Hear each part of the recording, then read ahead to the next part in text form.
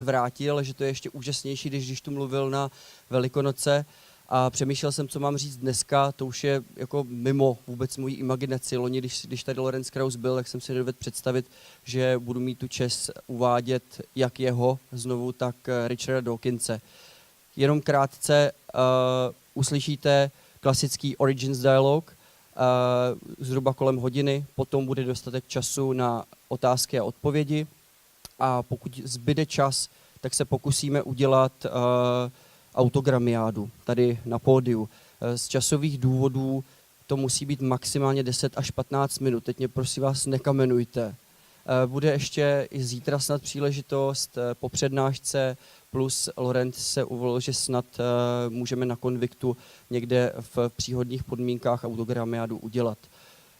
To je ode mě asi všechno. Už je to zpoždění dost dlouhý, tak já ho nebudu natahovat. Je to úplně úžasný, já to opakuju skoro na každý projekci a zopakuju to znova. Tam to vyráží dech, jste úžasný publikum a je to opravdu radost takovýhle festival dělat. Dámy a pánové, Lorenz Krauss a Richard Dawkins.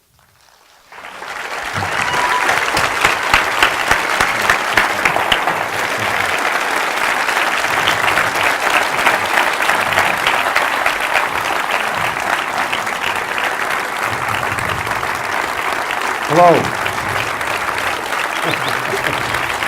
Thank you. Let me just do this all then.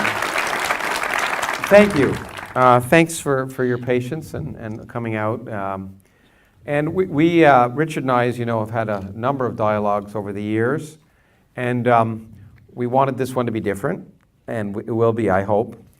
And what we plan to do is begin by asking each other a series of questions. I'll ask Richard about biology and he'll ask me about physics. And see where that goes and see exactly how illuminating or interesting that is. And if it's sufficiently illuminating and interesting, we'll continue it for a while.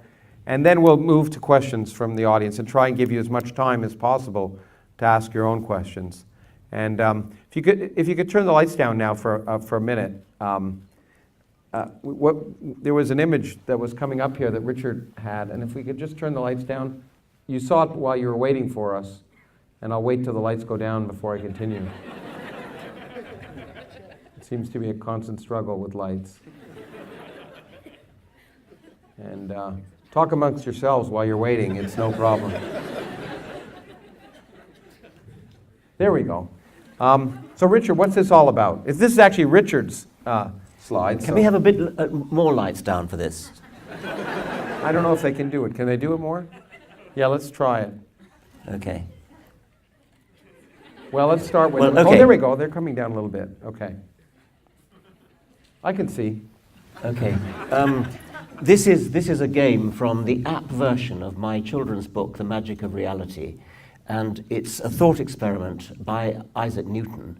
Newton imagined having a cannon on a high hill, firing cannonballs. And this is a little animation of that, and I'm going to stop this, what he's doing now. On the top, over the North Pole, as it happens, you see Newton's cannon, and I'm going to pull out this pea shooter and fire the cannonball. I didn't mean to do that, but that's okay. That's why you're a biologist. Okay, yeah. No, anyway. Okay, now usually the first, if the cannonball goes off at low velocity, then that's again I got it too. If it goes off at low velocity, then it splashes into the sea. Do you get that there? If it's very high velocity, then it goes off into outer space. If you get it just right, then it goes into orbit. And I was worried about this because this was written by a software company for the book. It's an app for the Magic of Reality. And I thought that it wasn't doing the proper orbit. And so my first question for Lawrence is, that's clearly an ellipse, but is it really a proper ellipse? Because I thought that in an ellipse, one focus of the ellipse has to be the Earth. And I thought there had to be a kind of imaginary focus elsewhere. But does that look like a proper ellipse to you? Yeah, actually, I think they did a good job. let me just answer that, and then I think the ellipse is kind of interesting. So notice the ellipse is what we call precessing. So it's pointing in a different direction, and that direction it's pointing is changing with time.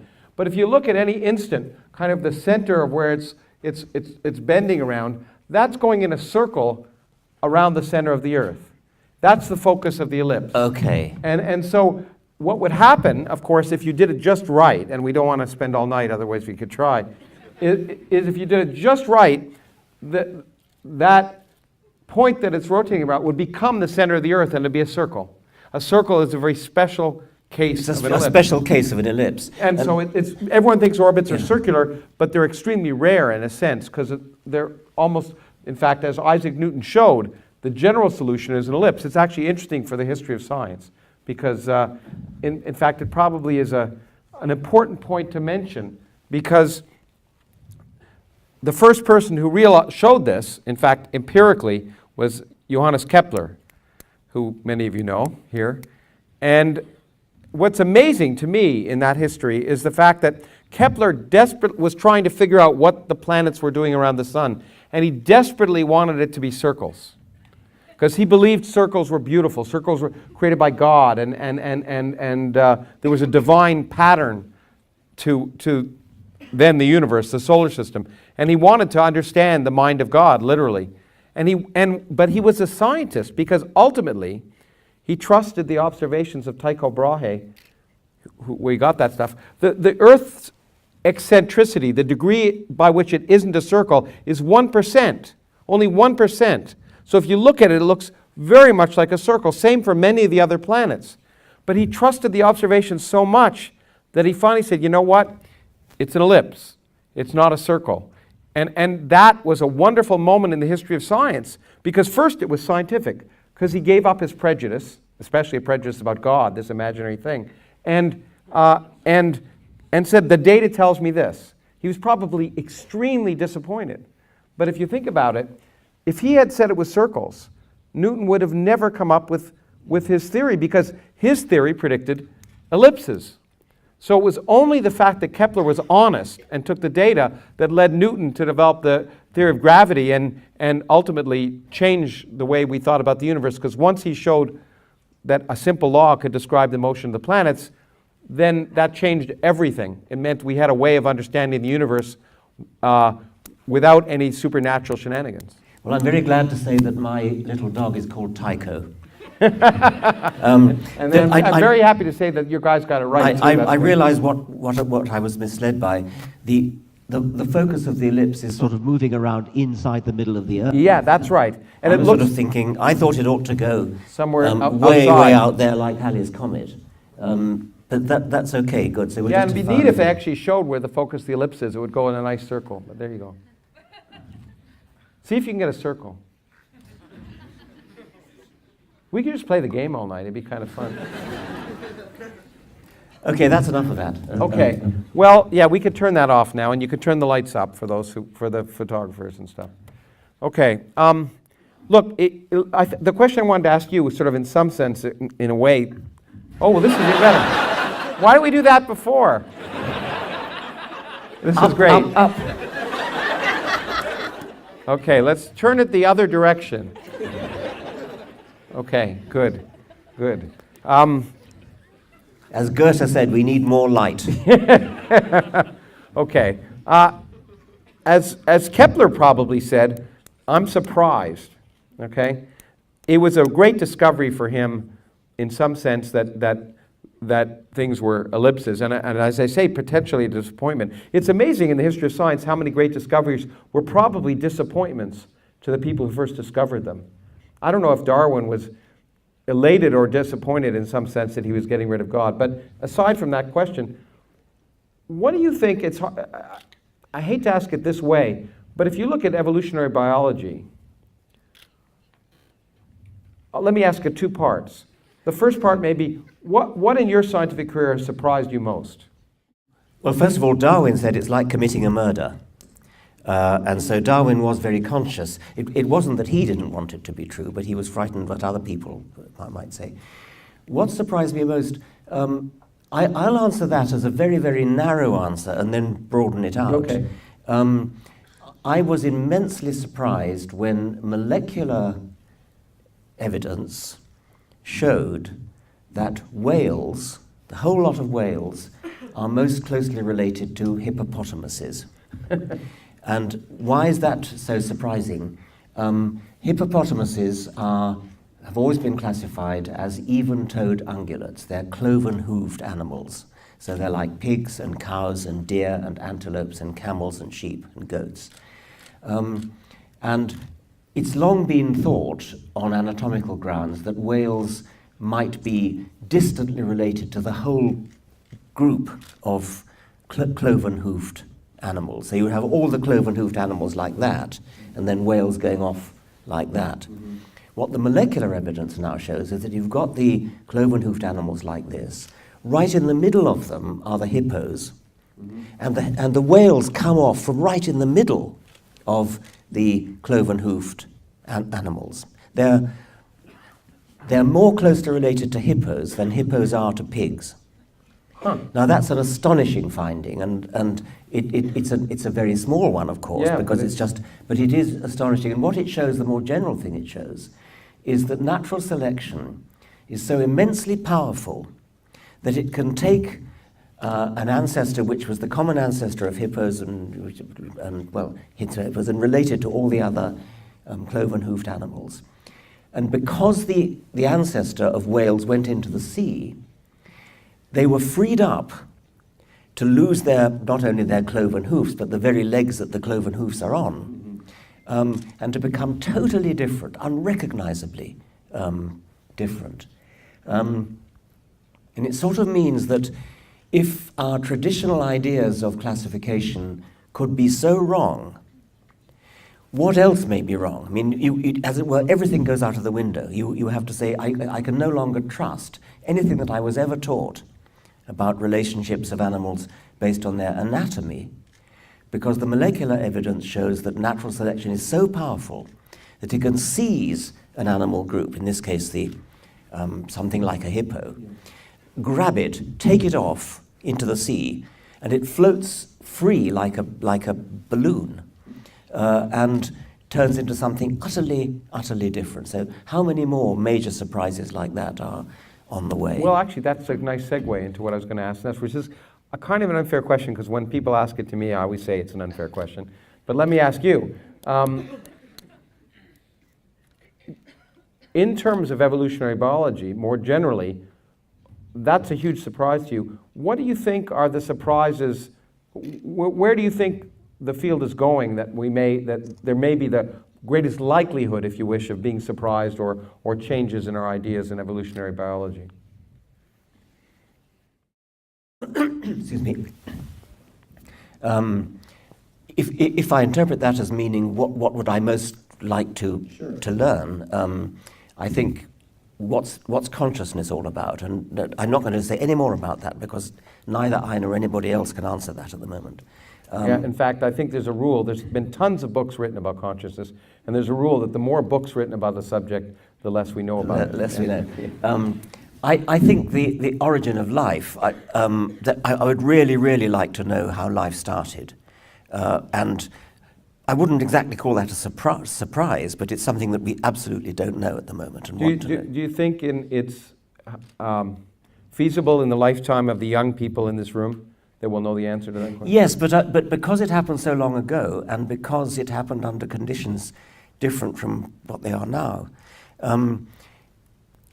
the most we can hope for would be a model, a hypothesis, which we would all say, as I think a famous physicist said, "Oh, how could we be so blind? It's so beautiful. It's got to be true." Something like that. I mean, let me give you a thought experiment that might change that. So, if you imagine there was obviously, I think no one expects that DNA in its present form was the initial, and we'll talk about replicator, probably a precursor, maybe RNA, but probably even a precursor to that. But couldn't you imagine that biochemically you'd say this was a key molecule that was a precursor on the chain of leading to the present situation, and then that molecule that hadn't been discovered yet, maybe in the interstellar medium or somewhere else, and then that, in some sense, is a prediction that it should be there somewhere, and maybe be discovered. Yes. We know the kind of thing, the kind of properties it had to have. It had to be a self-replicating molecule. Yeah. It had to be something that makes copies of itself and different versions of copies of itself. It's no good if it's just got one. It's got to make different versions, which DNA does. I'm sure you're right that it wasn't DNA. Yeah. DNA it has been called a high-tech replicator. It requires too much infrastructure to do the job. RNA is a bit better. Probably even RNA wasn't the original one. Yeah. It had to be high fidelity, which is an awkward thing. Yes, I mean, it could be that chemists in the lab will produce a molecule which has the necessary And then maybe properties. find it in the interstellar medium and look for it. I mean, that they wouldn't Yes. have looked for otherwise. I guess that's, I mean, it's a hypothesis, but I can imagine you could actually make a prediction rather than a post-diction. You might not say this is Yes. a plausible story, Yes. but if this story is right, this molecule must It exist. wouldn't be a disaster if you didn't find it. Yeah. In one thing that's changed in this whole field of origin of life research is that meteorites are now known to contain organic molecules of the right sort. Maybe you've heard of the famous Miller-Urey experiment in the 1950s, where Miller subjected the sort of chemicals which were thought to be on the primitive Earth, methane, ammonia, hydrogen, whatever it was, and then an electric spark. Miller didn't need to do that experiment. That experiment is now completely superseded by the fact that the sort of compounds that Miller got in his flask as a result of his electric discharge, the sort of compounds Miller got are now known to be rife in meteorites that are hitting the Earth all the time. And even more complex molecules. Even than more, he discovered. yes. Incredibly complex organic molecules. And in fact, we now understand that there are chemical processes due to the radiation, basically, that from the sun, that can produce incredibly interesting chemistry on what were otherwise thought to be inert, comets, in some sense. There can be incredibly complex chemistry. Plus, we should add that Miller's experiment was wrong, was unnecessary for another reason. They had the wrong atmosphere. Yes. He thought the atmosphere was methane and everything else, but the atmosphere of the early Earth was mostly carbon dioxide, like Mars now. Yeah. So the problem of the origin of life has got a bit easier because some of the raw materials are now known to be there. But maybe I should ask you a question. Sure. Yeah, I was going to say it's a good time to do that. I think one of the things that I worry about physics is that it's so utterly counterintuitive, so totally weird.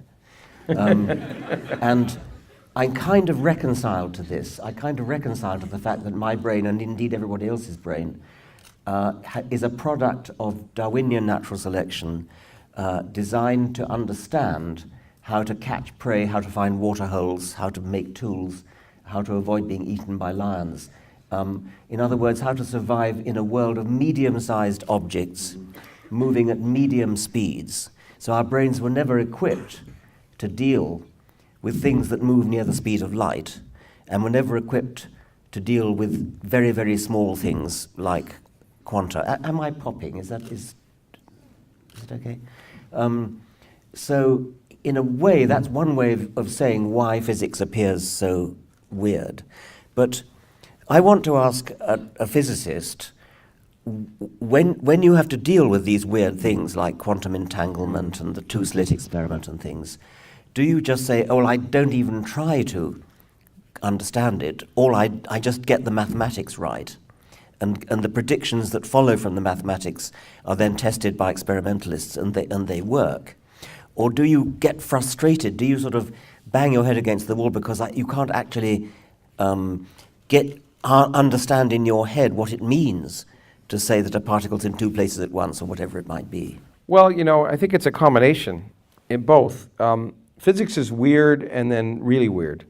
And because relativity is weird, but you can get your head around it. You can intuitively imagine, as Einstein did, in fact, imagine what it'd be like to be sitting on a light wave. That's what really led him All of the Gedanken experiments that he did were ones where you could imagine and have a physical picture. Ultimately, why light bends in a gravitational field is a really simple. It's an experiment anyone can do to understand that. It's just I don't know if it should I take the time to do that or not? Yeah. Okay. Anyone could do the experiment he did once you think about it, which is to be in an elevator in empty space. Okay? And the elevator's just sitting there, and there's two holes in the side of the elevator, and a laser beam goes straight across in a straight line.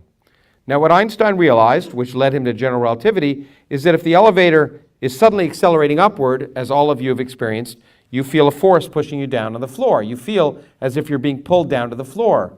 And he realized there's no way to distinguish that from gravity. There's no way to distinguish whether you're accelerating upward in empty space or whether you're in a gravitational field.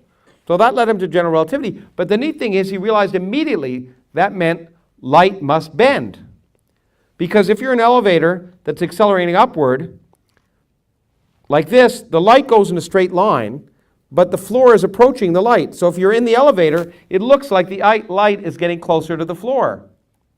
If you're in the frame of the elevator, because the light starts here, but by the time the light reaches the other end, the elevator has moved up.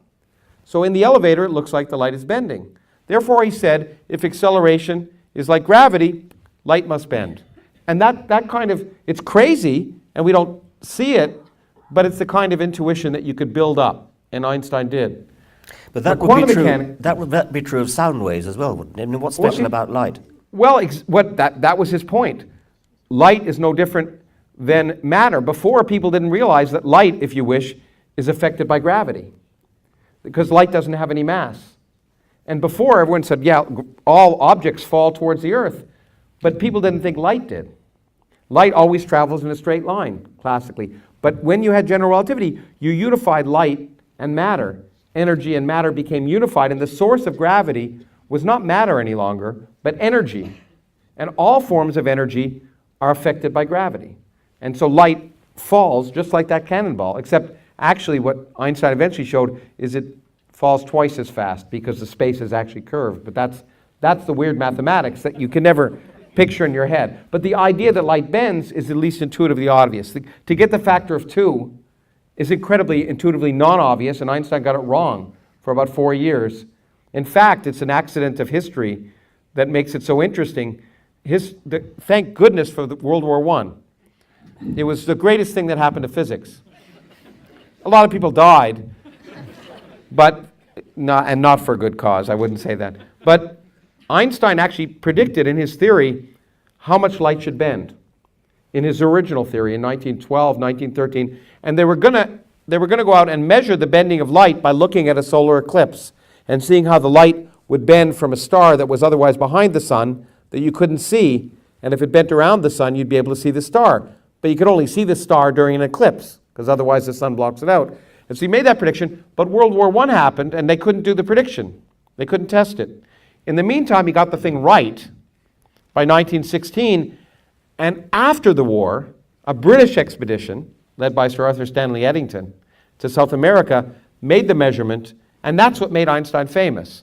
Because not only did he get it right, was a new theory of gravity, but I kind of think it was the poetry of a British expedition testing the idea of a German scientist. Two nations that had been at war were now suddenly working together to do science. So I think the poetry of that was part of the reason that Einstein became famous. Somebody asked Einstein, what would you have said if Eddington had not found that light bend? And Einstein said, then I would have felt sorry for the dear Lord. The theory is correct. Yes, but it was another example where he used the name of God in vain because he didn't really mean the dear Lord. People seem to think because of those things that Einstein was religious. He's certainly not in a traditional sense. He described traditional religion as a fairy tale. But anyway, to get back to your question, that part of general relativity, I just gave you the baby version, the general lesson. It's intuitive. Light bends. But when it comes to quantum mechanics, there's no intuition.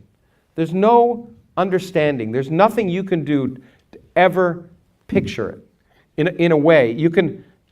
Nothing makes sense. There's no picture that you can ever come up with as a classical individual that allows quantum mechanics to make sense. And that is frustrating. And it means that you can never trust your intuition. But I think it's always true. I think we learn as a scientist, we base our ideas on intuition, so that leads us in a certain direction, but we can never trust it. There's a temptation to say, quantum theory is incredibly unintuitive and difficult to understand. Oriental mysticism is incredibly difficult, therefore they've got something to do with each other, and which is of course nonsense. I mean, the reason, the difference is that the predictions of quantum theory, however difficult the theory is to understand, the predictions are just prodigiously accurate.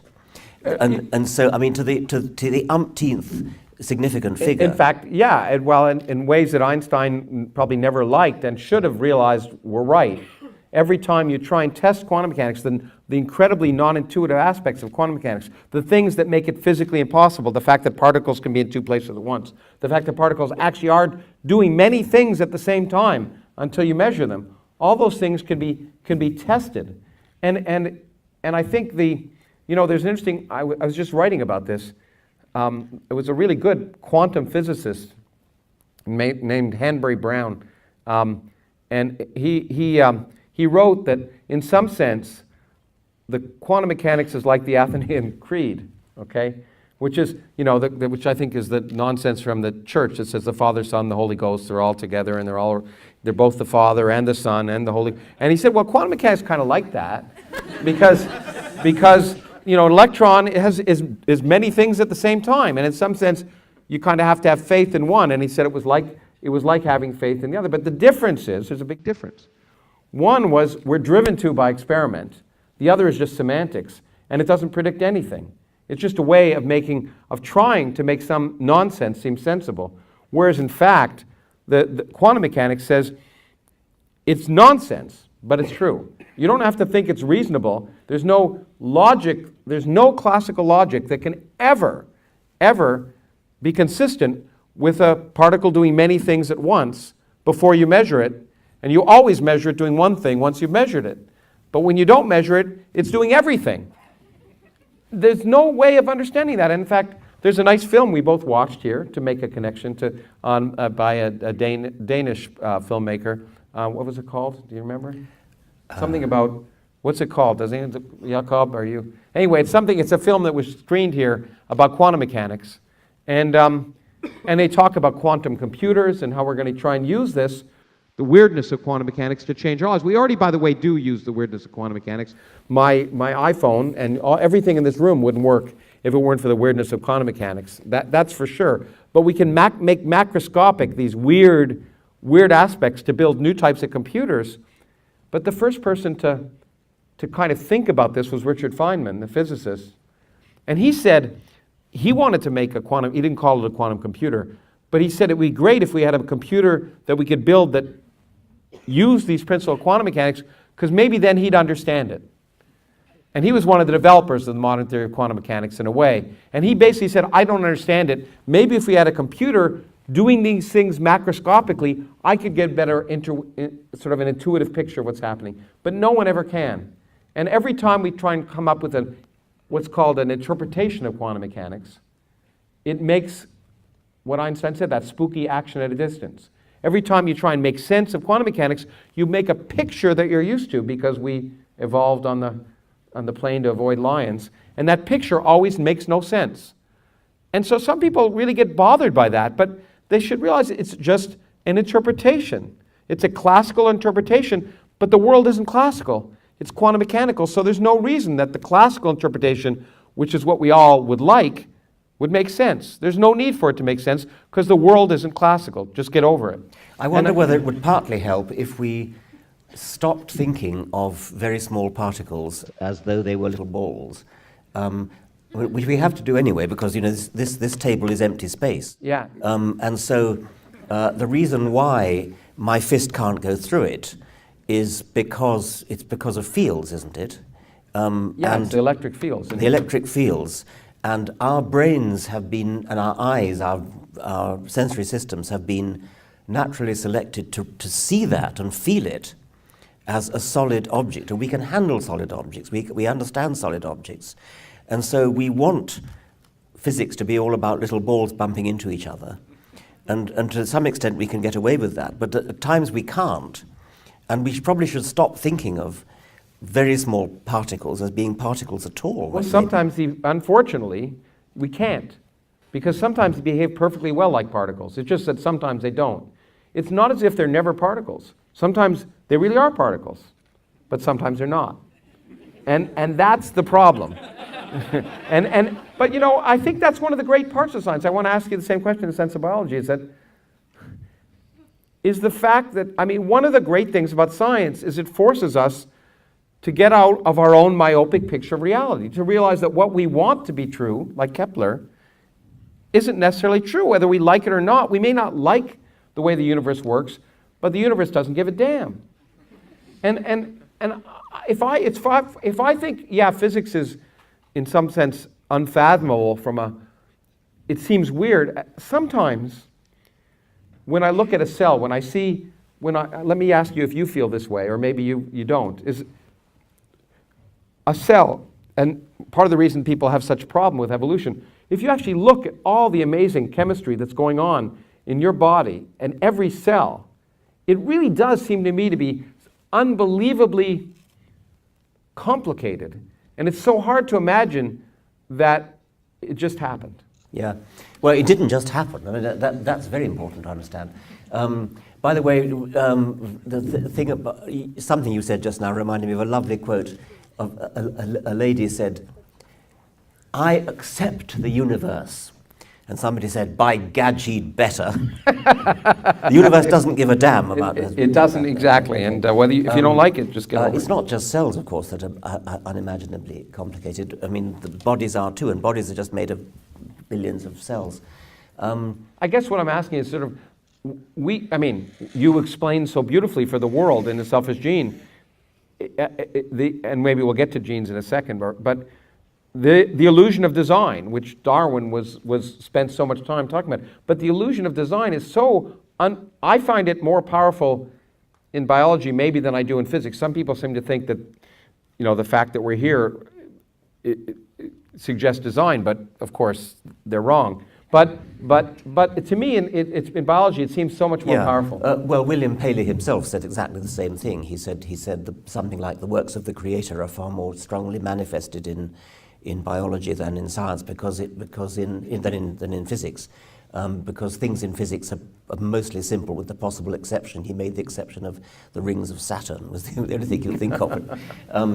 But yes, I mean, biology is frighteningly, hideously complicated. And which, of course, is why we're here at all. It's why we're capable of thinking about it. We wouldn't be... anybody who's capable of thinking about how complicated it is has got to be complicated. So it sort of obviously has to be because we're here. The complexity of a single cell is utterly bewildering. And the more we learn, in some sense, the more amazing it is, right? I mean, yes. The one way to look at that is just, the first thing to say is that it doesn't just happen. Yeah. Natural selection is very far from just happening. Natural selection, evolution by natural selection, is a slow, gradual, incremental process. So it's sort of misleading to think that it just sort of tumbled into position. Complicated things like us are put together by embryonic processes, process of embryology. And the process of embryology can be sort of tamed, the complexity of it can be sort of tamed if you realize that everything goes on by little local rules all over the body. So it's not that there's some kind of great big blueprint which builds the whole body in the way that an architect would build a house, or an engineer would build a plane. It's rather that at every level within the cell, between cells, little local rules are being obeyed. A model for that might be the behavior of worker ants or termites building a nest. A termite mound is quite a complicated skyscraper of mud, and it's got a complicated internal structure. It's got a kind of air conditioning system, chimneys and tunnels and things. No one worker termite has the faintest idea what it's doing. all they're doing is following little tiny rules. If you see a blob of mud of a certain shape, put another blob on top. So the rules are little miniature local rules that are going on all over the termite mound. And the result of all these little local rules is that the whole mound emerges, the whole mound appears. And that's a model for the embryo. But, I wonder, is that may be why the difficulty in biology? I mean, in physics, what we've done, we've been much more successful, I think, than biology in finding those local rules. So in physics, and people call it reductionism, but my background is as a particle physicist, but at some point we'd say, look, there's this complicated universe, but there really are simple, basic local rules. And a physical example of what you just gave might be, say, a snowflake, which is incredibly beautiful, but at the same time, it's based on local rules for a polar molecule, H2O, with 57-degree angles that can form a crystal, and locally, each molecule only knows about the neighboring molecule, Exactly. and you produce this beautiful structure. Yeah, exactly. But the neat thing is, in physics, we can actually more or less explain how that happens from first principles. We're probably not there yet. No, that's not. But it's a developing embryo is like a gigantic snowflake. Yeah. I mean, it's just lots of little growing rules of that type. The way the DNA controls it is by controlling the production of enzymes, of protein molecules, which then coil into particular shapes, following the laws of chemistry, so that the one-dimensional string of coded information in DNA is transcribed in a way that we fully understand now into a one-dimensional string of amino acids, which is what a protein chain is. And then the one-dimensional string of amino acids, following the laws of chemistry, coils up into a knot, into a shape. And that follows deterministic rules. Yeah. And then that three-dimensional shape determines the catalytic properties of that enzyme. So indirectly, the DNA is controlling the catalytic properties of the enzyme. At no point does the DNA or the protein or anybody else know what it's doing. It's just that with hindsight, natural selection favors those proteins which do the right thing, where doing the right thing is catalyzing the right chemical reaction. And catalyzing the right chemical reaction is the right thing because it has an effect upon cellular metabolism. And that does the right thing because it has an effect on interaction with neighboring cells, just like the little termites. And the interaction between neighboring cells has the right effect because the cells move around and twist and turn and form membranes, form layers which fold in, invaginate. And all this is happening in a sort of mechanical way, following local rules, until the embryo itself emerges. There's no blueprint, there's no plan. It's just that natural selection over many generations favors every little titivating detail of the cellular chemistry, which has the effect ultimately of producing this prodigiously complicated embryo, which then grows into a thinking adult. But I think I know the answer to this, but that's a picture which certainly works, and we can see it by seeing, we know the functionality of proteins depends upon them. But at this point, it's probably still too complex numerically to predict in advance the three-dimensional structure. It is, definitely. Yeah, and that's where we're sort of not yet there. But we probably will be with new... Maybe. I mean, with quantum computers. That's a good possibility. I mean, the best model system at the moment is the tiny nematode worm, Caenorhabditis elegans. It's a little tiny worm. I mean, just above microscopic. You can sort of see it. And this worm has now been lots and lots of groups all over the world working on this worm. Unlike us, where although we sort of are roughly the same, it's not possible to say cell number 156.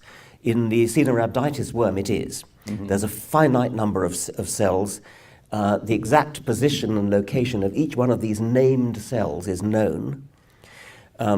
The embryonic origin of each one of these named cells is known. You can actually plot a family tree of each one of the cells of this little worm.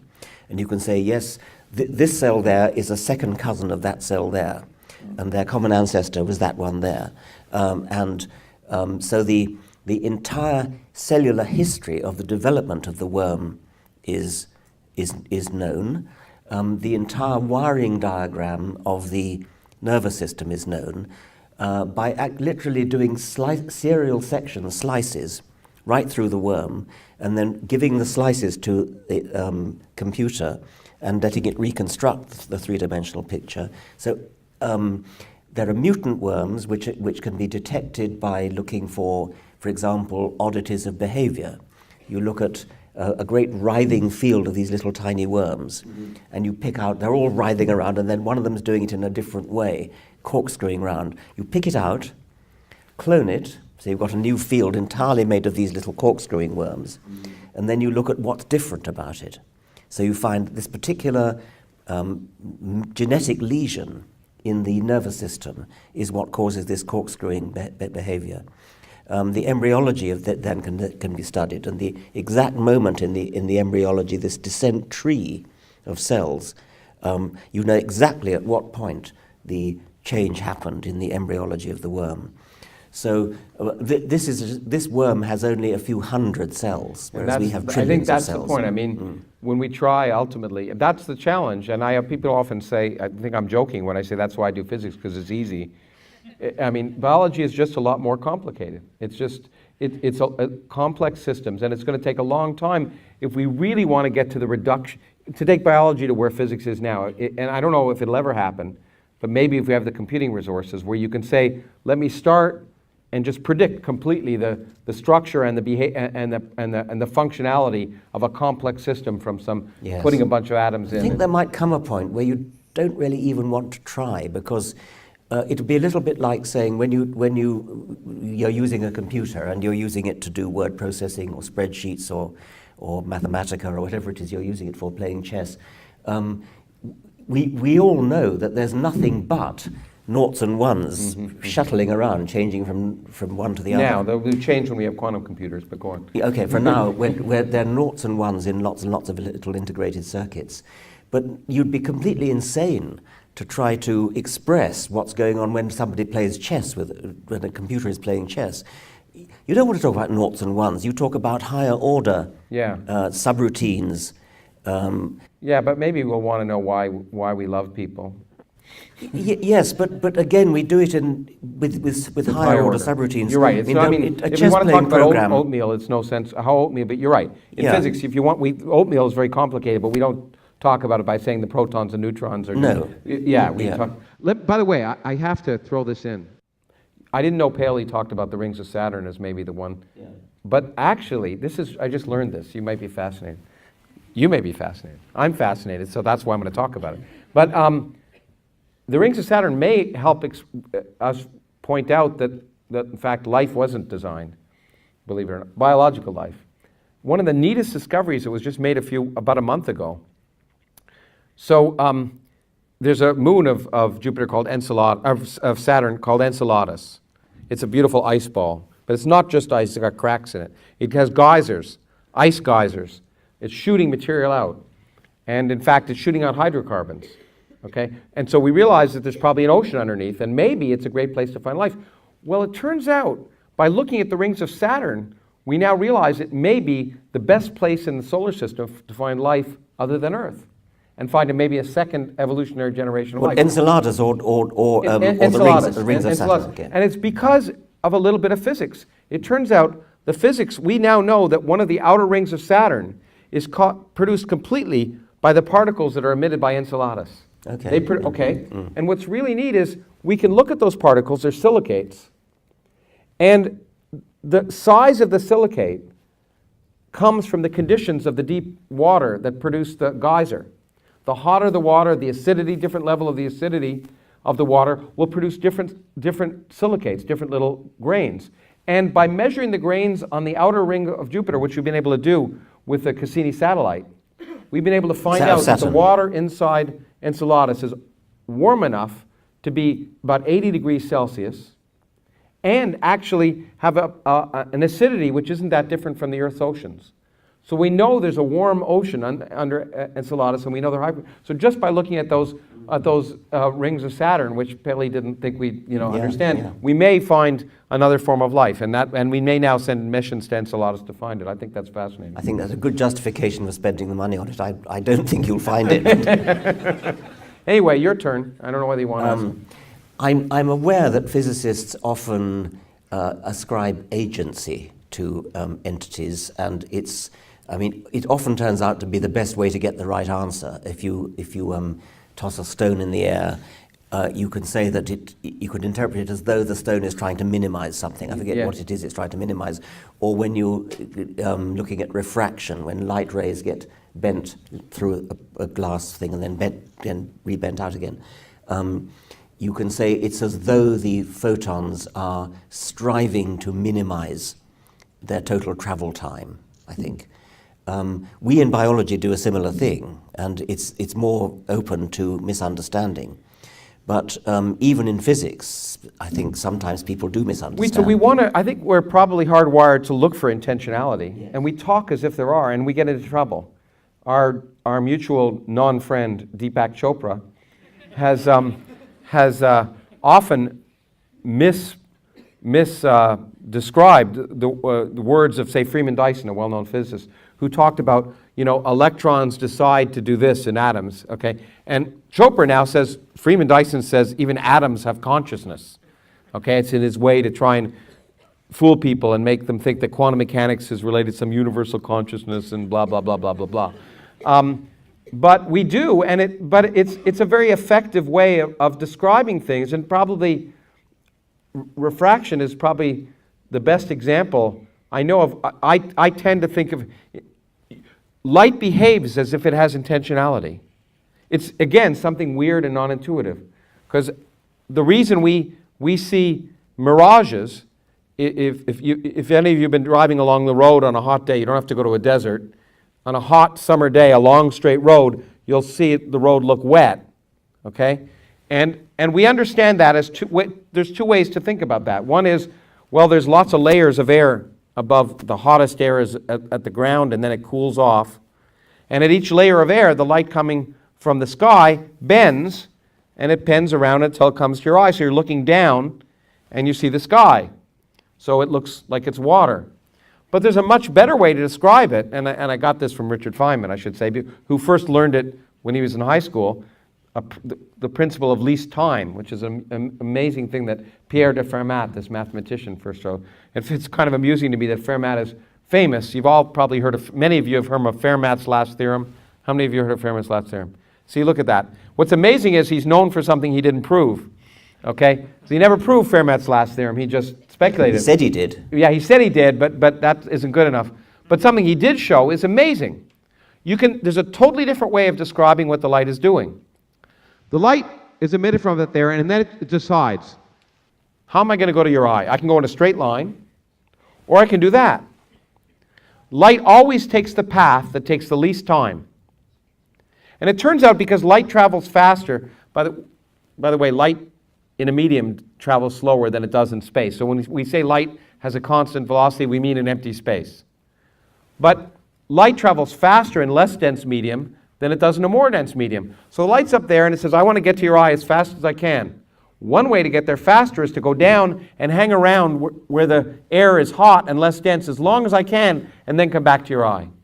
And if you solve the mathematics, the path it takes, which is due to refraction at each point, is exactly the path that light would take as if it had intentionality and decided to take the path that takes the least time to get to your eye. It sounds like it has intentionality. It's a nice way of talking about it, but of course, it doesn't have intentionality. Well, in biology, we do the same thing, and I think you're right that we're hardwired to look for intentionality, to look for agency. Yeah. Traditionally, in evolutionary biology, the agent had been taken to be the individual organism. And so from Darwin's time onwards, people would ask the question, what does the lion have to do? What does the elephant have to do in order to maximize its Darwinian fitness, which means its reproductive success? Well, when you wrote The Selfish Gene, in some sense, weren't you essentially the word, the selfish gene, in some Yeah. sense, makes people think that it's I mean, that's right. I mean, all I did was to shift the agent from the individual organism to the gene. And if you do that, you get the right answer. Yeah. If you assume that the individual organism is the agent maximizing something, what's it maximizing? Well, it's not maximizing survival. I mean, it's quite happy to die as long as it's reproduced. Yeah. It's not really even strictly maximizing the number of its own children or grandchildren, because as Hamilton showed, it's actually maximizing its genetic survival, which would include looking after nephews and nieces and cousins and things like that, to the extent that they share genes. So you can cut through all that by simply saying, forget the individual as the agent that's doing something, concentrate on the gene. So just as a physicist says, what would a photon have to do in order to minimize the travel time? What the biologist now says is, what would a gene have to do in order to maximize its propagation through future generations? And then once you do that, everything comes out right. You get the right answer. You predict that it spends a lot of its time trying to survive, but only as a means to reproduce, but not only that, but also as a means to propagate genes in nephews and nieces and cousins and things. And in something like an ant or a termite, something like a social insect, it's very complicated what it does, but you get the right answer. But you focus on the gene as the agent, and then some stupid philosopher comes along and thinks you're actually saying that genes are little kind of thinking gremlins that Well, I was going to say, I'm glad you used the word stupid and philosopher in the same sentence, because you can get the hate mail now. But do you think it causes problems beyond that? I mean, in a sense, I mean, The Selfish Gene was a profoundly important book because it exactly did that. But did it send, for some people, the message that there is intentionality, do you think? Yes. Yeah. Only in one or two stupid philosophers. No theologians? I guess they couldn't read it, it had big words. Okay. No, I mean, when the theologians, I was approached by two different theologians who said, don't you think the selfish gene has something to do with original sin? Wow, interesting. Actually, but talking about minimizing, maximize, let me ask you this. I was going to ask you anyway, but it comes around. Birds lay a certain number of eggs, and there must be some minimum or maximization. Okay. I mean, this is interesting because there had been people who shifted the agent not onto the gene or into the individual, but onto the group. Yeah. And so, just as we know as humans that limiting population size might be a good thing to do for the sake of humanity, not to overbreed, or limiting the amount of reusing of fish stocks or something of that sort. So there arose the idea that perhaps there's a kind of optimum reproductive rate for the sake of the group, for the sake of the species. Don't overbreed. And there was a man called Wynne Edwards who wrote a big book suggesting that a lot of what animals do in the way of defending territories and the way of dominance hierarchies and the way of flocking behavior and things was all about assessing the population size in order to reduce the rate of reproduction for the good of the population, for the good of the group. That's not what happens at all. What happens, and this was worked out by David Lack on birds, on clutch size in birds. What happens is that each species of bird has an optimum clutch size, which might be 3 eggs in the clutch. And the point about this is that if you lay 4 eggs, then you end up rearing fewer chicks. Not because of the group, but because you as an individual parent are rearing fewer chicks because you try to rear too many. And so more of them die. So more of them die. So if you lay too few eggs, then for more obvious reasons you end up rearing fewer.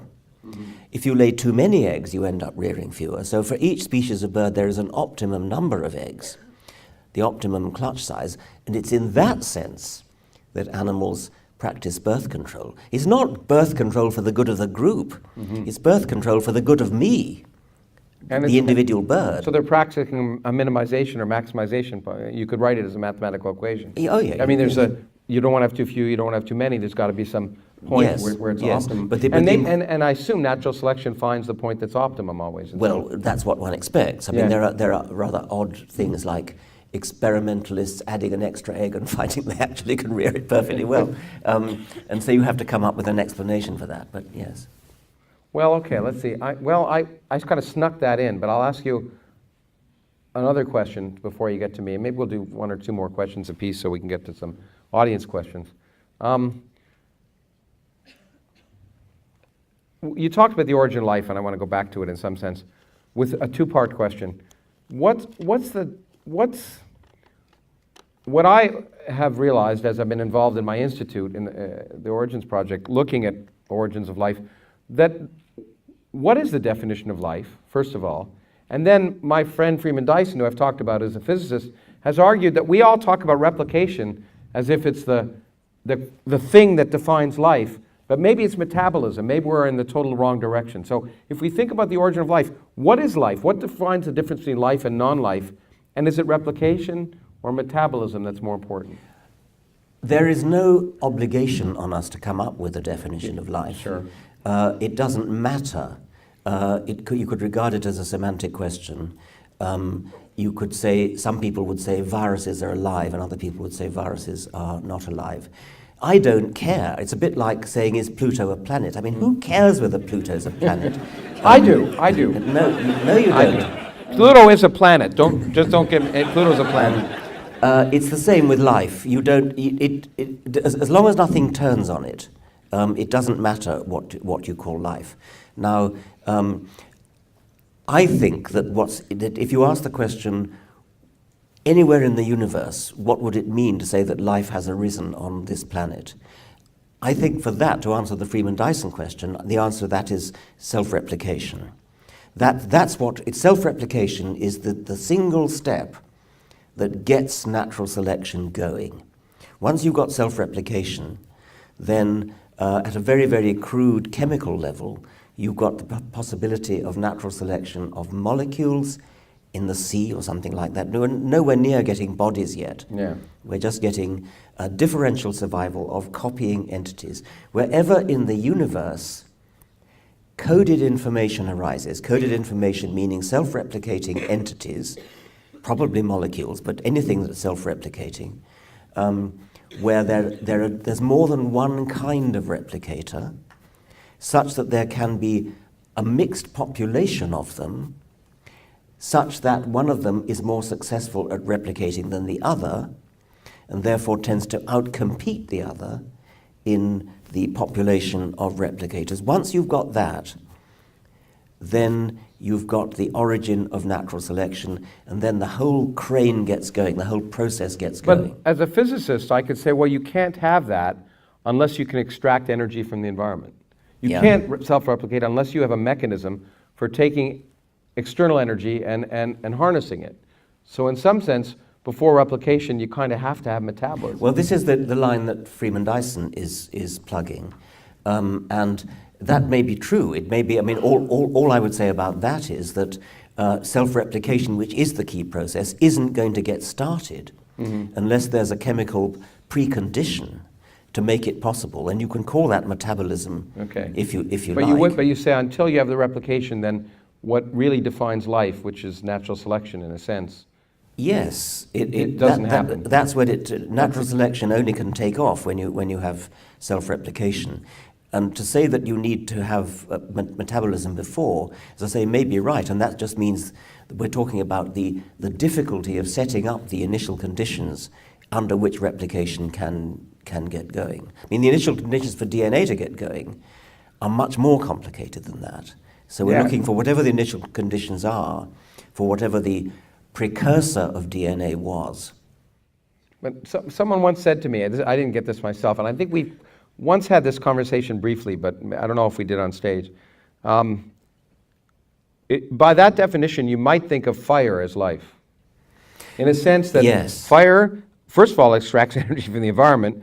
It self-replicates in the sense that you start a fire here, a forest fire here, it goes there, and it almost self-replicates in a way which is fiducial, in a way which is robust, in the sense that certain kind of trees burn hotter than other kinds of trees. Yeah, well, you see, you've missed the key point there. Okay, good. Because imagine we've got a great prairie, and a forest fire starts there, and then a spark flies up and starts a daughter fire, and then another daughter over there, another daughter over there. That one then produces another, and that's a granddaughter fire. There's a great-granddaughter, great-great-granddaughter. So you've got fires proliferating all over the place. That's reproduction. It's only replication if the properties of the fire come from the spark of the ancestor, come from the parent, which you know is not going to be the case. If, say, that fire is burning blue, it's because there's copper in the soil. If it were the case that a blue spark flew to the next place and started another blue fire, that's heredity, that's true replication. But let me but be that the doesn't devil's happen. Well, I don't know. Let me be the devil's advocate again and say, which is a nice position for me. But I would say there might be kind of natural selections, because hotter fires will last more effectively. So a certain kind of tree that burns hotter will last longer, and the daughter fires that'll survive more effectively. But you're missing the point, because the hotter fire, because a certain kind of tree, it doesn't go in the spark. It has to hit another tree of the same kind. Well, yeah, but I'm saying the ones that don't hit the trees of the same kind don't survive. Yeah, but so there's a distribution, if you wish, of fires, and the ones that affect. I'm just trying to make you mad, but. Look, listen to this. It's working. There are different. Some fires burn hotter than others. Some fires burn cooler than others. Some fires burn blue. Some burn orange. Some burn purple. And the reason why they're different is the trees, is the materials and the soil and the local materials there. It doesn't go in the spark. Yeah. If it went in the spark, that would be true heredity, and I agree. and that's the key. That is exactly the point. That's what genes do, and it's what fires and very little else does. Part of the reason I brought up the fire thing, besides having fun, was I think it demonstrates the problem that you said about the origin of life, because when you get to this really nebulous thing about the original thing. The question of what is life, what differentiates life from non-life, becomes it's obvious. It's like pornography. You might not be able to define it, but you know it when you see it, as the judge in the United States said. And so in some sense, when things become life, it's obvious, and when they're not, it's not so. But there's no moment, just like there's no moment of conception. That's right. Yeah. If you actually go to a hospital, see, there's no moment where you say, this is suddenly. There may be no moment, it may be a continuum where you say this is alive and this isn't. Yes, I'm all for continua, and I think that a lot of the misery in the world is caused by people insisting on drawing lines when there aren't any. I mean, a lot of the fuss about abortion is about that. Yeah. At what point does a human embryo become human? There is no sudden point, it's a gradual process. And similarly in evolution, at what point in the evolution, Australopithecus... And I'm not even sure, I don't believe that I don't want to use the word believe. I'm skeptical that all of the different hominid species that people say are hominids are really different species. Do you agree? Again, who cares? Who cares, exactly. Because the definition of a species, you don't need a definition except for certain purposes. Yeah, and it's for just some a way of purposes classifying, it's just semantics. I mean, as it happens, of all the taxonomic categories, the species is the only one that has even a sporting chance of having an objective definition, which is the definition whether you can interbreed or not. Yeah, but that's changed, right? Because humans they say Neanderthals are different species, but humans and Neanderthals interbred. They successfully produced offspring. Exactly. And so it doesn't matter. It's not, it's exactly what you were saying before. At some point, interbreeding becomes completely impossible. It never happens. And we are definitely a different species from rhinoceroses because we can't interbreed with rhinoceroses. But eventually, it's a continuum again at some level. But you expect there to be an intermediate stage where interbreeding is possible but not very successful, not very liked. If a living Homo erectus were to be found, it might be that you could just about produce a fertile offspring from it. Probably not, but at some point in the evolutionary chain, there would be a gradual tailing off of the interbreedability, And it's not going to be a sudden change. People sort of sometimes worry about this because you say that we Homo, the genus Homo, is descended from the genus Australopithecus. Yeah. But there never was an Australopithecus couple who looked down into the cradle and said, "Oh, we've given birth to the first Homo."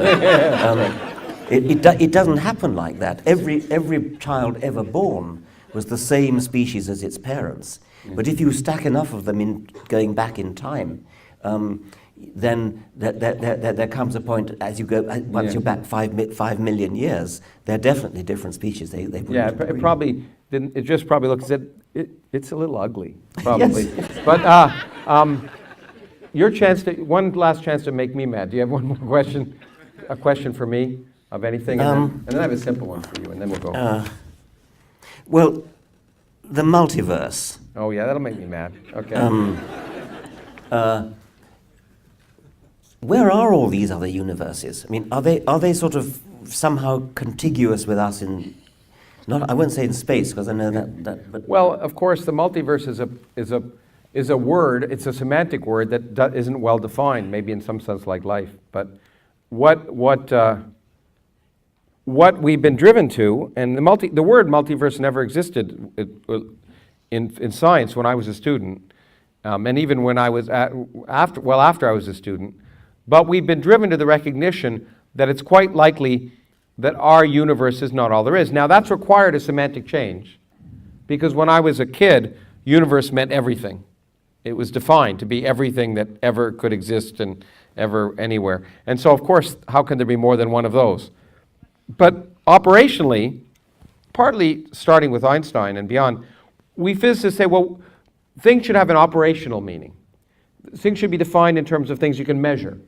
If it can't be defined in terms of something you can measure, then it really doesn't mean anything in physics, at least.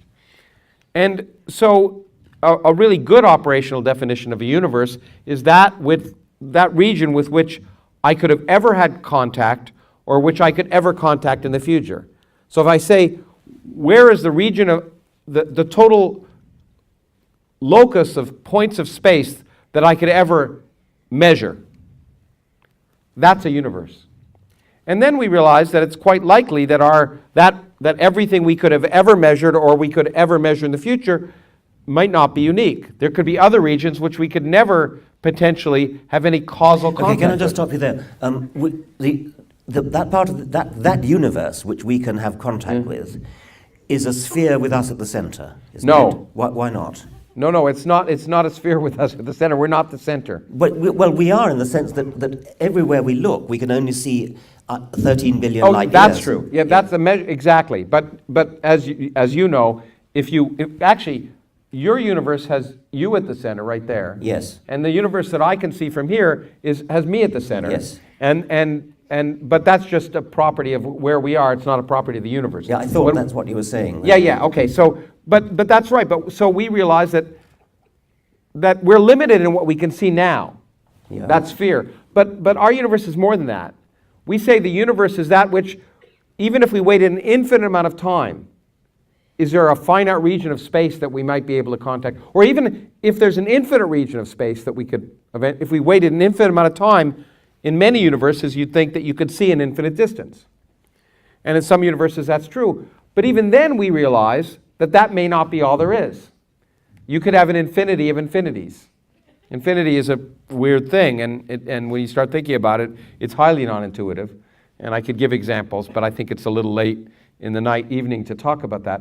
But we have come to realize that more importantly, that all of our basic ideas of elementary particle physics all suggest that there should be other universes, other either distinct spaces that will forever be unaffected by us, that have maybe even different laws of physics.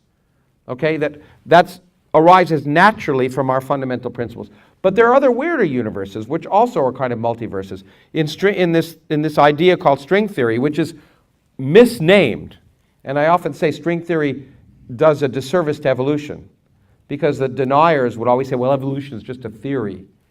And they use the colloquial term for theory, Whereas in science, theory is the most robust thing you could ever get. Quantum theory, Newton's theory of gravity. These are things that a theory is something that's been tested over and over and over. And evolution has been one of the most well-tested theories, which is why we raise it to the level of theory. String theory should be called the string hypothesis, at best. At best. String nonsense at worst. But it's not really nonsense because it's well motivated. Many ideas from physics suggest that in order to unify gravity and quantum mechanics, there is a mathematical model that might allow that. And that model, however, requires there to be more dimensions than we live in. And then you say, where are those extra dimensions? Well, there's two possibilities. One is the original idea was they were very, very small, so you can't see them. But a more radical idea that actually one of my students was involved in proposing is that there are actually extra infinite dimensions above your nose right now in an extra dimension. There could be a whole infinitely big universe. You can't picture it, but that's okay. It's just like Flatland. When you read the book Flatland, where an ant living on a surface may not ever be able to picture that third dimension, but it's there. And so you could imagine an infinite number of pieces of paper, if you wish. Okay, for the ant, that piece of paper is its universe. But in a little bit in that third dimension, there could be another piece of paper that's infinitely big, and another one. And it may be that there are an infinite number, or maybe a finite number, of extremely large universes, and we don't see them because our particles, the particles that make us up, are forced to exist on only that three-dimensional universe we live in. And in fact, it may be just gravity that could permeate between them, and that would make it unobservable. And it would mean that there could be lots of different universe. If our universe is 10-dimensional, as many of those ideas suggest, there's lots of room for extra dimensions. So there's either multiverses which are infinitely far away in space, or that have different laws of physics, or multiverses that are really, literally a hair's breadth away in an extra dimension. They're both reasonably well motivated. The one that suggests different universes in space is very well motivated. But all this may sound like counting angels on the head of a pin. It may just sound like, why are you proposing these things? Because you'll never measure them. And if you can't measure them, then are they science, or are they philosophy or theology? And what's exciting for me is that we are on the cusp of maybe indirectly knowing that they exist. The same way that 100 years ago, people never thought you'd see atoms. Okay? In fact, the first person to really argue that atoms existed was really Einstein, because in his PhD thesis, where he showed that something called Brownian motion allowed you to show that essentially atoms exist, even though no one ever thought you'd be able to ever see an atom. And the chemists by 1910 or 15, atoms were the center of chemistry. Everyone accepted the existence of atoms, even though people thought you'd never, ever be able to see one. It turns out we can now, but at the time they were willing to accept it because all of the predictions of atomic physics explained everything we can see. It turns out that there are ideas that we may be able to test at the edge of cosmology, these existence of things called gravitational waves from the beginning of time, which, if we could measure them, would tell us that other universes must exist. Even though that we can't measure those universes, the fact that those gravitational waves were generated at the beginning of time is a signature of the fact that other universes must exist that we could never see. And if there are other universes with different laws and constants, then that would be a way of explaining why our own laws and constants seem to be fine-tuned. Exactly, but what I want to point out is that that's not the reason. That's not the reason. No. That's really important, because you know that when I get theologians, when I give this presentation about that, I've often been attacked for saying, well, you just invented that because you don't like God. And it's true. But, I mean, it's true I don't like God, but that's not the reason we didn't propose them for that. We proposed them for a good reason, which is to explain fundamental properties of matter. And that's a consequence, and many of us find it very distasteful. Because I grew up at a time when the same reason that Einstein became a physicist, I want to understand why the universe had to be the way it is. I wanted to be, in some sense, the first person to know why the universe had to be the way it is. And now we find out that maybe That's a bad question. That the universe doesn't have to be the way it is. It could have been some other way. And there's no rules, maybe, and it's just an accident. And the universe is the way it is because we're here to measure it. And if it was different, we wouldn't be able to ask the same question. It's very unsatisfying, but we may have been driven there. Let me close with a quick answer question, and then we'll get to you, because I talked about science fiction last night in a way, and I wanted to ask you, and it's one of the themes of this festival is sort of science, fact, and science fiction. Do you think science fiction serves a useful purpose? I think good science fiction does. I'm afraid to say I've never seen Star Trek. I apologize for that. Well, you saw a little bit of it last night because you're in the audience. Yes, I saw a little bit of that. Okay. I mean, I would answer that with respect to, I think the answer is yes. Two of my favorite science fiction novels are Fred Hoyle, The Black Cloud, and Daniel Galloy, Dark Universe. Yeah, The Black Cloud is great. The Black Cloud, yes, I mean, I think I learned a lot of science from The Black Cloud. I think I learned to understand information theory from The Black Cloud. I think I learned to understand that what in that book Fred Hoyle calls the deep problems that may be so far beyond human understanding that if a human mind, even the mind of a brilliant physicist, attempts to understand them, he just fries his brain and dies. The idea that the same discovery may be made in two quite different ways at roughly the same time, that's in there. So there are a whole lot of scientific lessons in there. The other book, Daniel Galloy, is about a world, a dark universe. It's about a world in which people are in total darkness, and they evolve echolocation like bats. And nobody quite knows why they're in total darkness. They're evidently underground. And what's fascinating is that they have a mythology which is about light. So they don't know what light is. They've never seen light. They live in total and complete darkness. But they worship light. They have a religion of light. Their language is suffused with references to light. They say, "Great light almighty," and light knows. And oh, for light's sake. And finally, you learn, if you haven't already guessed, that the truth of the matter is that they're survivors of a nuclear holocaust who were sent underground, and for some reason the electricity failed. And so they've adapted, they've evolved to cope with darkness in biological ways, but also in mythological ways as well. So I think both those books seem to me to be mind-enhancing. Exactly, mind-enhancing. Yeah. I think and to me that's what science and science fiction do share, is the idea that they both try and take us out of our myopic view that somehow what we think is normal is always normal. Science fiction expands it in some ways. Science expands it in some ways. The difference is, as Feynman said, that science, unlike science fiction, science is science fiction or imagination in a straitjacket.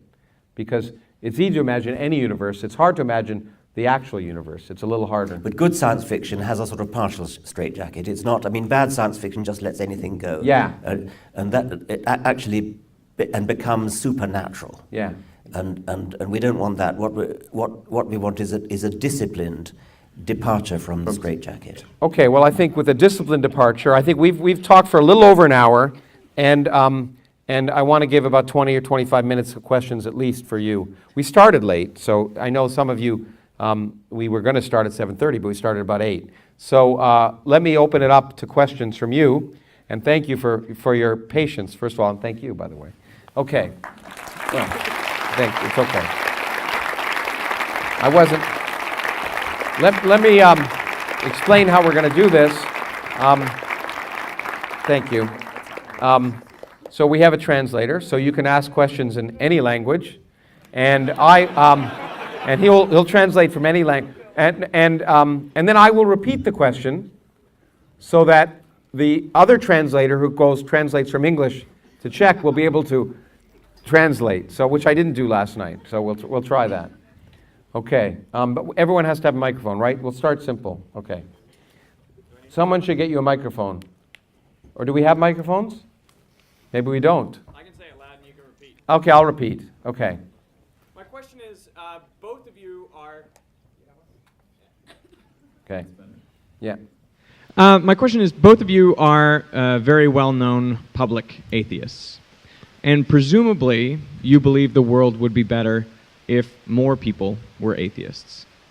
And yet, sometimes your public comments are criticized, even by atheists, as being perhaps too strident, and rather than convincing others to join the fold, actually turns them away. Mm-hmm. So my question to you is, do you contemplate that in your public statements? Do you contemplate whether your approach is, even acknowledging the psychology of people, the best way to go about creating the change that you want to see? Or are your public comments simply reflections of your personal feelings, and you're just sort of saying it as it is? You can't be bothered to, try to be more strategic with those communications. It doesn't follow that because one is an atheist, one thinks the world would be a better place. That's right. That's why I said presumably. Yes. So presumably, I think it would be a better place, but that doesn't actually follow. I care about the truth more than I care about what people think about it. So I would never compromise on the truth in order to be more persuasive, I think. I don't regard myself... I don't necessarily accept the adjective strident, which I've heard over and over and over again. You hear it so many times, people actually start believing it. I think that the word strident and shrill and similar words come about because we have all become accustomed to the convention that you don't criticize religion. As Douglas Adams said, you don't criticize religion. Why don't you? Because you just don't. But no reason has ever been given. There is no reason why religion should be immune to criticism any more than politics. Nobody says, oh, you mustn't criticize somebody's politics because it offends them or it upsets them. If somebody holds a view about the universe, about life, about morality, which can be called religious, if they've got their view from their parents, from a tradition, from a holy book, then they should be prepared to argue for it and not shelter behind a smokescreen of saying, oh, that's my religion, you're not allowed to argue with me if you do your strident. Let me jump in because you probably know, because I'm sure we've talked about it in public, that we first got to know each other because we had disagreements about, in some sense, that question. And I used to think Richard was strident. And then, I suddenly realized that he isn't. In a way, I'd drunk the lemonade or Kool-Aid because I started to be attacked as being strident when I just simply asked questions. For asking the simple question, could you create a universe without God? Is that possible? I suddenly found myself getting the same adjectives applied to me. And I'm sometimes, of course, I want to provoke, and I'm sure Richard does too, but that's part of being a teacher, first of all, to provoke. I think to get people to think about break out of their own misconceptions is sometimes you have to provoke people, I think. But I think we get called strident when we're not. And I've listened to and been with Richard a lot, and he just says, first of all, he says what he thinks, and he's a very gentle, generous person to listen to other people's ideas. If he finds them ridiculous, he'll say that's ridiculous. But is that strident? That's not inappropriate, I think. And in fact, it gives me a chance to bring up something very topical. I was just talking to Richard about it today. I was just reading the New York Times, and I just tweeted about it. That Stéphane Charbonneau, the former editor of Charlie Hebdo, who got killed. 2 days before he got killed, he finished a book. And the book was a beautiful book, which I haven't read the book yet, but I've been reading quotes from it, saying that Islam there's no reason it shouldn't be ridiculed. In fact, it does a disservice to Islam to say it shouldn't be ridiculed. It ultimately leads to racism, he argued. And I'll let you read why he thought of that. Because to say Islam can't be ridiculed is to say the same thing as that Islam can't be compatible with democracy. Maybe it can't, but to make that claim is to demean Islam here. So it's interesting because he basically argued that the very effect of ridiculing Islam was to, in some sense, a good thing for Islam. And so I think it's vitally important to echo what Richard said, that to use ridicule as a tool, and it's an important tool that we use for every other area of activity. But when we say someone's political ideas are ridiculous, we're not called strident necessarily. But we are the minute we ask the question, because you're not supposed to bring it up in polite conversation. And who the hell said that? Who the hell, in fact, I think I learned from you, Stephen Fry's argument, we offend people. Well, the offense, when you're offended, you own the offense. You have a decision on how to respond. You can decide to cut someone's head off, or you can say, let me explain to you why I'm right. But you own the problem, not the offender. And as Stephen Fry, which I learned from you, once said, oh, I hear I've offended you. What did he say? You can use the words. Well, what did he say? Well, you're offended. Well, so fucking what? Was what he said. I wanted you to say it, not me. Okay. But Christopher Hitchens had a slightly more restrained version of that. You're offended. I'm still waiting to hear your argument. Yeah, exactly. And so that's the point. Anyway, we've gone on too long. But okay, let's go. Oh, do we? 20 minutes left, I'm told. Okay, that's not bad. That's time for one question. No, I'm just joking. Let's take the young lady over there. Yes, you. Don't look behind you. You. So stand up so they can get you a microphone. There you go. Thank you. I would like to ask, why do you think the Hameroff and Penrose theory of consciousness is wrong? Why do I think what? Why it is wrong? What's wrong? The theory of consciousness of Hameroff and Penrose. Oh. And My goodness. Why have they been studying for so long? Yeah, well, it's nonsense. That's why it's wrong. But it's look. First of all, the question was, why do I think this theory of Hameroff's and Penrose, which is really, again, a misuse of the word theory, is wrong? As Pauli would have said, I don't think it's even good enough to be wrong. It makes claims based on assumptions about the way the brain works in quantum mechanically that have no experimental validation whatsoever, or at this point any fundamental theoretical validation based on our ideas of physics. It makes claims that are unsubstantiated. Now, therefore it isn't yet wrong. It's just not even worth talking about until you have some way of validating. And they're very. I have this mantra that I learned from the publisher of the New York Times, which is that I like to keep an open mind, but not so open that my brains fall out. Okay? And so that's what I use when I read any article in a scientific journal. And this is no different. There are lots of articles in scientific journal. I look at that and I say, or something else. But I just look and I say, it's not worth even thinking about at this point. Give me some evidence, give me some reason, give me some good arguments, and it's worth thinking about it. So at this point, I dismiss it as something that's not worth talking about yet. And if they can demonstrate to me that it's worth talking about, I'll listen. That's all. I mean, I just have a certain amount of time, and people often ask me, why don't you investigate this UFO experience in 1947?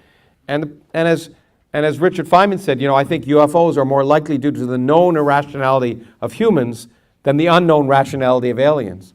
And so you, as a scientist, you judge which questions are worth following, which questions are worth asking, which questions are worth thinking about. And you have to ask what's likely and unlikely. Sometimes you're wrong, but that's a guide. And this one I don't think satisfies any of those reasons, so I don't want to think about it. And I certainly, and Stuart Hameroff always wants to get on stage with me, just like theologians, some fundamentalists do, because being on stage with him would suggest I take him seriously. Just like being on stage with people I've been on stage with sometimes suggests I take them seriously, and I hate to do that. Okay. Let's see. More questions. Do you want to pick one? Well, Okay, yeah. You want to? Yes, your front row. Okay, wait till the... Tomorrow, Richard is going to talk about arms races, about, say, evolutionary battle between rabbits and foxes, cuckoos and owls, and so on. It's quite tempting to see the similar arms race in human society and culture, say, arms race between ideas on science versus religion, ideas on critical thinking versus ideas on non-thinking. Mm-hmm. Now the question is, my impression is that in these debates, they've been running on for decades, this religious side didn't change at all. It's kind of fossilized, it's non-evolving. So did your arguments evolve in response to these non-evolving counter-arguments? Okay, did everyone hear that, or should we repeat that? Okay, the question is, initially, Richard is going to talk tomorrow about evolutionary arms races, and the questioner sees arms races in not the traditional arms race, but the arms race of ideas, and in some cases between critical thinking and faith. And the impression he has is those debates have been going on for decades, but the religious side has never changed its views. It's fossilized, it's always the same. And have we changed our arguments in response? So I don't know. The essence of an arms race is whether it's evolutionary or a human arms race, is that as each side escalates, it forces the other side to escalate. So they escalate together. And rabbits and foxes on the one hand, I'll talk about that tomorrow, and missiles and counter-missiles and anti-missile missiles and fighter planes and jet planes and things do. Now, in an argument like religion, I'm not sure it's true to say that they don't change. Yeah, I think in a way, one of the irritating things is that they constantly change, constantly shift the goalposts, so that whereas you can argue against biblical theology, you can argue against Noah's Ark, and you can argue against Adam and Eve and things, that's what a lot of Americans believe in. And then sophisticated theologians come along and say, oh, we don't believe in that anymore. We believe in that it's all metaphorical.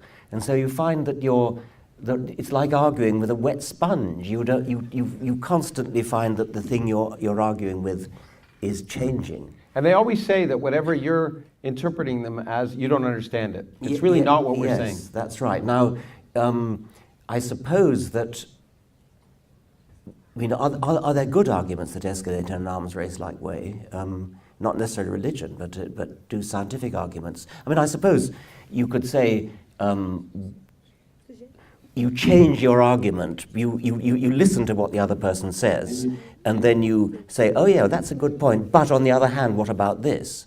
That might be a good analogy for an arms race. But but let me give an example, a real good example of how they change. They're the honest people, or the ones who are trying to be honest, who are the theologians who think they know what they're talking about, and they say you don't really understand, but we sort of do. But in this debate, it's political. It's a power thing, and there are people who really want to teach intelligent design in schools instead of science, and they really do change their arguments constantly, and that politically. We keep thinking we've won, and then they always change the goalposts. And in the United States, in many cases, we beat back intelligent design in the courts, showing that it isn't science. So the courts ruled that intelligent design is no different than creationism, which isn't science. So then they say, well, you know what, we don't want to teach it. We want to teach critical thinking. And what that really means is we really want to teach all views. Let's teach kids everything. And let them decide, and that works. And then that doesn't work, and they say, well, we don't want to do it in things that are, because the courts say, well, that's still religion in a way.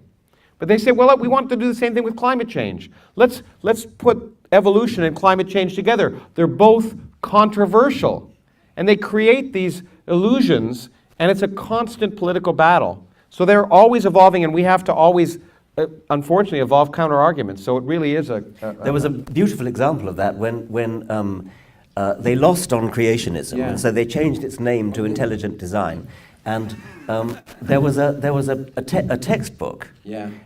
in which they just simply got their word processor, their Microsoft Word, and did a global search and replace, changing the word creation to intelligent design. But they made a mistake at one point, and so it came out as, I forget what it was something like intelligent. I forget exactly what it was. But it came up in the court case in Dover that eventually, Yes. because they were trying to argue that it was different than creationism, and what the scientists who were depending at the time showed that this very book that they wanted to use in the schools had taken the word creationism. Yeah.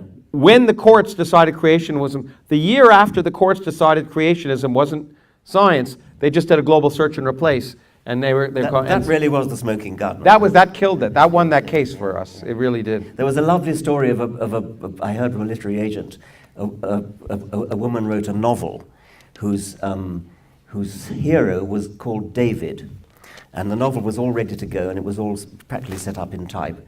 And then she suddenly decided that actually her hero wasn't a David after all. He was more like a Kevin. So she did a global search and replace, changing David to Kevin, and that was fine, except that they went to a certain art gallery in Florence. Oh. Okay, good. Okay, next question. We want to get a few more in.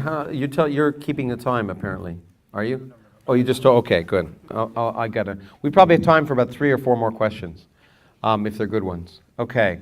Why don't we take... I'll get to you, but I may give you the last question. How about I give you the last one, okay? Okay, yes. Mm-hmm.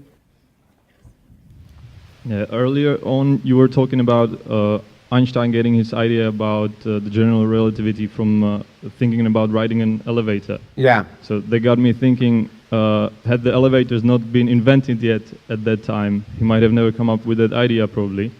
Well, Maybe, you know... so could you probably, both of you, comment on the importance of chance, or, you know, the seemingly unimportant things like backs of the envelopes or elevators or anything like that to your respective fields or the science that in the general? Well, one thing, it's a really good point. And it's really important to realize that science is a product of its time. People don't realize that scientists are social beings, and therefore the science that's done, now it's very different. Saying scientists are social beings is very different than saying science is a social construct, okay? 2 different things. The scientists are human, but the science works independently of whether it's done by white men or whatever.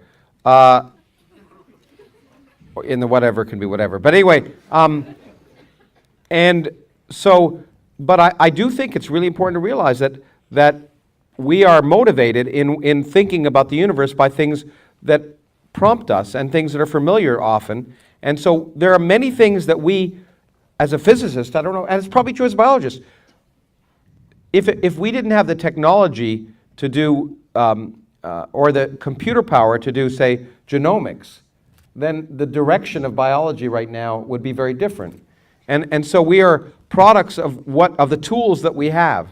And so we use the tools we have, and that drives the science forward, but those tools change. Sometimes the tools are thought experiments, and sometimes they're experimental, but we can only ask the questions that we can ask.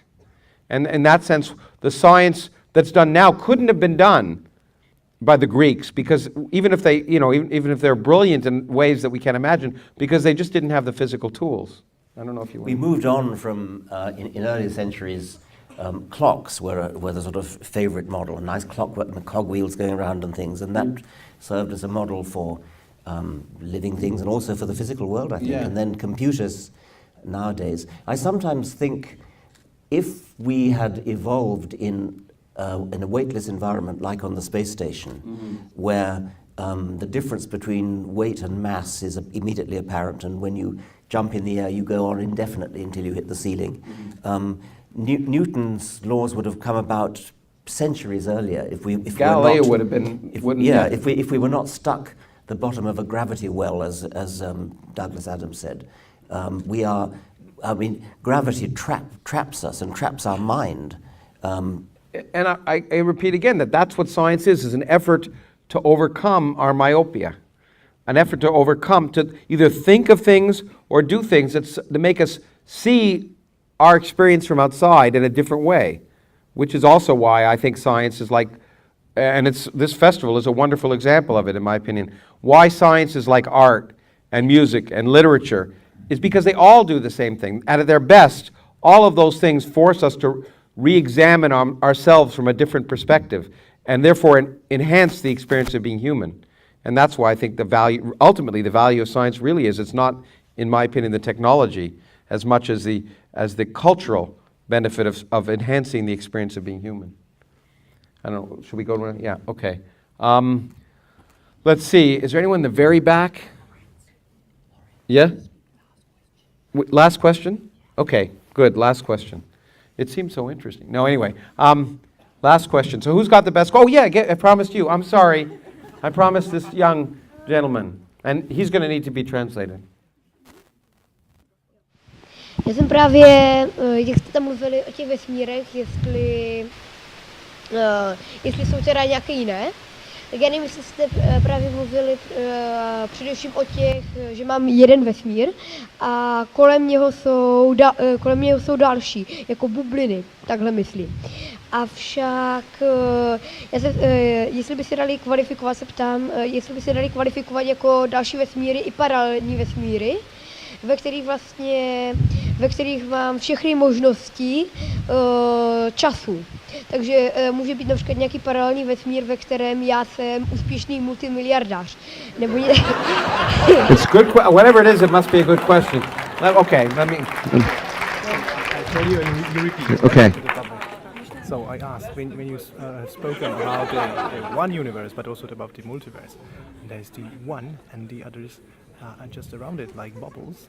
Mm-hmm. So I would like to ask first if they qualify as real universes, or just the parallel universes, and if the parallel universes exist, if within the all possibilities of the time, if there is some universe where I am a very successful millionaire. Ah, okay. It was a very good question. Okay, I will. Yes. Okay, it's a long one, but I've talked about many universes, and I've talked about one universe, and then universes maybe surrounding it, which you might think of as parallel universes. And there were two parts to this question. Are those parallel universes really other universes or not? And if there are maybe an infinite or large number of universes, is there one in which he is a successful millionaire? Okay? And the answer is yes. It's a simple one. In fact, let me leave you dizzier. Because if there really are an infinite number of universes, infinity is very strange. It's as Woody Allen said, infinity is a really long time, especially near the end. It means that not only is there a universe in which essentially a complete replica of you exists, but is a successful millionaire, there are an infinite number of those universes. And there's also an infinite number of universes in which I'm sitting down there asking you the question up here, which you also might like. And there are an infinite number of universes in which this exact conversation happened, but there are also an infinite number of universes in which the conversation happened and one word changed.